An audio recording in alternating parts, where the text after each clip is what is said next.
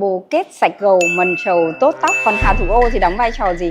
Hà thủ ô là một cái dưỡng chất tuyệt vời trong dân gian, khiến cho tóc đen, tóc được dưỡng, tóc được khỏe và mọc tóc nữa. Nhưng mà chủ yếu nhất cái tác dụng của hà thủ ô là cái tác dụng thay đổi khí huyết bên trong, và nó khiến cho cái sợi tóc mọc ra nó đen á. Trong dầu gội thiên nhiên thì hà thủ ô cũng rất là đơn giản, là chúng ta nấu cốt cùng với các thảo dược khác thành dạng cốt cô đặc thôi. Bản thân hà thủ ô đã là dưỡng chất mà có thể ăn thẳng rồi. Một số cái thảo dược thì chúng ta cần phải loại bỏ một số cái dầu hay là độc tố hay tạp chất của nó đi, nhưng mà hà thủ ô thì không cần thiết.